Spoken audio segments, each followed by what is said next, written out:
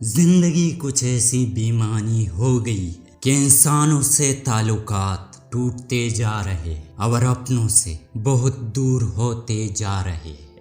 یہ ٹھیک ہے کہ تم ایک گلاب نہیں بن سکتے، مگر اس کا یہ مطلب تو نہیں کہ تم ایک کانٹا بن جاؤ۔ یہاں ایک راز کی بات ہے اور وہ تمہیں بتا ہی دیتا ہوں کہ جو شخص کانٹا نہیں بنتا وہ بالآخر گلاب بن جاتا ہے۔ ایک دن ہم ایک دوسرے کو یہ سوچ کر کھو دیں گے کہ وہ یاد نہیں کرتا تو میں کیوں اسے یاد کروں۔ ہم میں سے زندہ وہی رہے گا جو دلوں میں زندہ رہے گا، اور دلوں میں وہی زندہ رہتے ہیں جو خیر بانٹتے ہیں اور آسانیاں بانٹتے ہیں۔ زندگی آخر کار رلا ہی دیتی ہے، پھر چاہے ہم اپنے ماں باپ کے کتنے ہی لاڈلے کیوں نہ ہو۔ اچھی بات تو سب کو اچھی لگتی ہے، لیکن جب تمہیں کسی کی بری بات بھی بری نہ لگے تو سمجھ لینا تمہیں اس سے محبت ہے۔ اس دنیا میں سب سے بڑا اپلاس محبت کی کمی ہے۔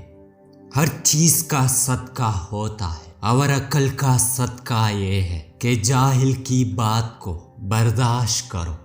اندر سے ٹوٹا ہوا انسان باہر کے لوگوں کے بھی کسی کام کا نہیں رہتا۔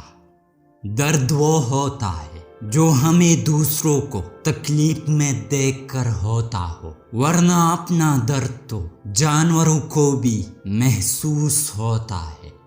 ہمارے ساتھ یہ بڑی بدقسمتی ہے کہ ہمیں بازاروں میں جانے کا وقت مل جاتا ہے، تفریح کے لیے وقت مل جاتا ہے، دوستوں سے بات کرنے کا وقت مل جاتا ہے، لیکن اپنے ساتھ بیٹھنے کا، اپنے اندر جھانکنے کا کوئی وقت میسر نہیں ہوتا۔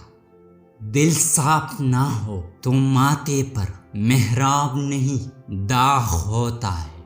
میں نے اپنی زندگی میں چند باتیں سیکھی، ماں باپ کے علاوہ کوئی وفادار نہیں۔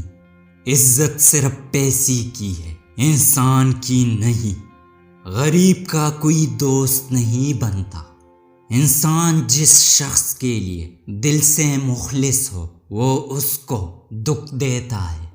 لوگ اچھی سیرت کی بجائے اچھی صورت کو ترجیح دیتے ہیں۔ جو ذہن اپنی لذتوں کا غلام اور جو روح اپنی خواہشوں کی قیدی ہوتی ہے وہ ایک بنجر زمین کی مانند ہے۔